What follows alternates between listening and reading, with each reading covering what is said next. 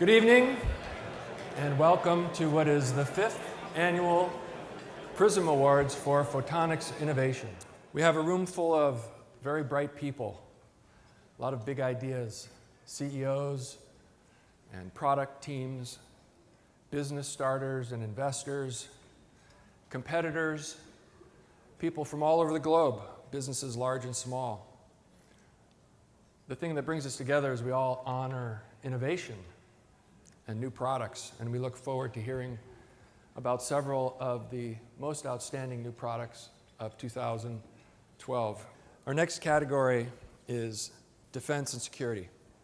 The presenter for this category, besides serving on the SPI board and many committees, is a principal scientific authority for the U.S. Air Force, responsible for the technical direction of research, a large budget, hundreds of scientists and engineers who are focused on electro-optical and infrared sensors for essentially all Air Force customers. He's also a recognized authority on passive infrared imaging and hyperspectral remote sensing, and in fact, wrote the book on it, published by SPI Press. Please welcome Mike Eisman from the Air Force Research Lab.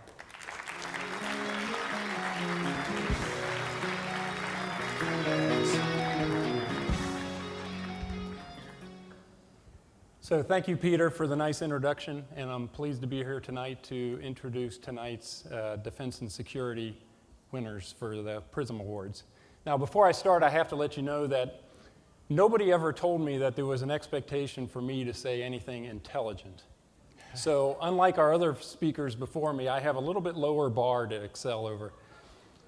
But as I thought about the how to provide a proper context for this award, I considered the question, what is the most important ingredient to strong defense and security? I believe the answer to that question is quite clear.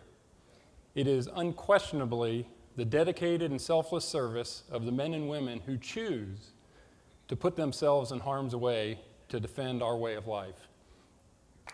Whether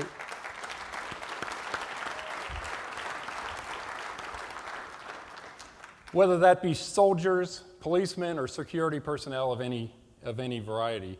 These men and women are truly the heart and soul of our defense and security, and it is important that we always remain mindful of that, especially as so many of them are deployed around the world and face grave dangers every day.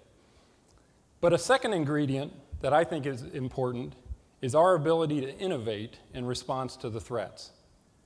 My personal experience in this area is in the area of national defense, where the U.S. military strategy, at least over my lifetime, has always been based on a foundation of technological superiority. As an Air Force scientist, I've been privileged to be a part of this, to see how it works, and even to contribute to it in some small way. So how has the U.S. military been able to maintain its technological advantage? As an advocate of the Air Force Research Lab, I'd like to convince you that we're just smarter than everybody else in the rest of the world. We dream up solutions on our own that are more advanced than those of others. Of course, that is certainly not true, even though it is true that we do try to hire talented and smart people. Instead, I believe that a key component to our technological advantage is that we've been able to establish a broad network of government laboratories, acquisition centers, prime contractors, small business, and academia to tackle very challenging problems, and it's through this network that we've been able to access the brightest minds throughout the country, throughout the world, identify and cultivate innovation, integrate it into systems, and provide new capabilities to our deployed soldiers to protect them and to help them be more effective.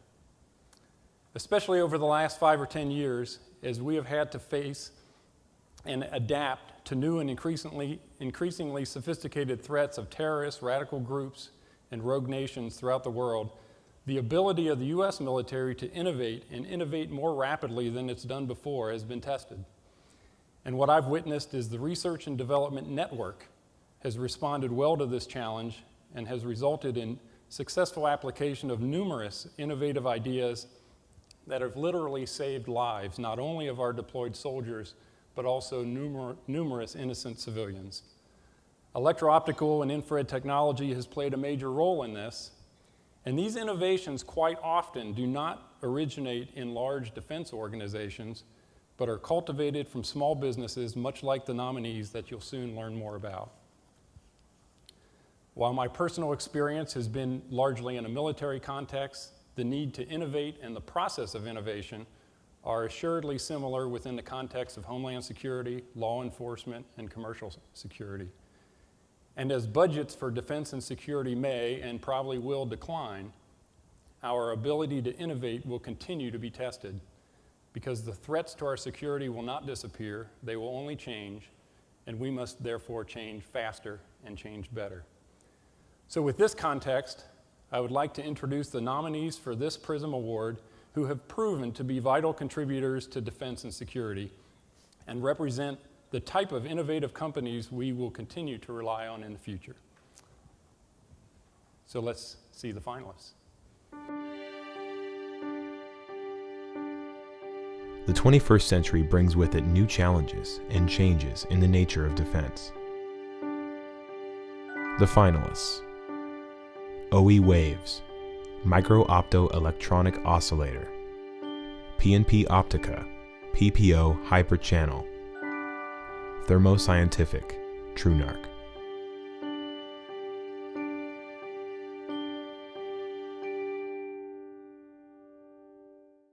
And it is sealed like the other ones. And I'm glad to see the print is very large on this as well. And the winner is OEwaves with their micro-optic electronic oscillator.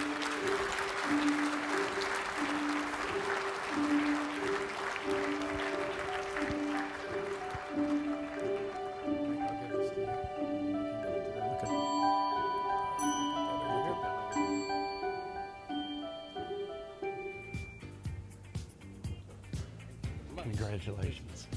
Excellent, excellent. Congratulations. Congratulations. Congratulations. Thank you very much. I want to thank SPIE and Photonics Media and the judges.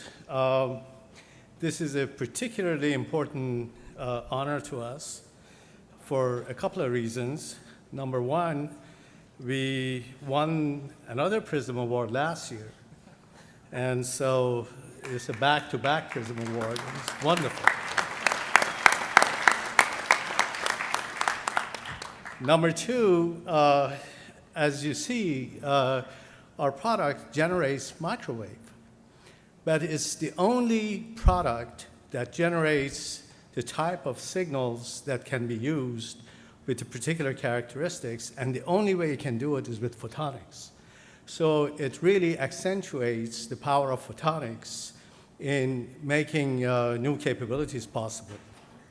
So we are very excited about this, and naturally this could not be done without a team. Somebody already said that innovation is not, it starts with somebody writing something on the napkin, but it really goes into engineering, and it goes into production, and it goes into marketing and sales.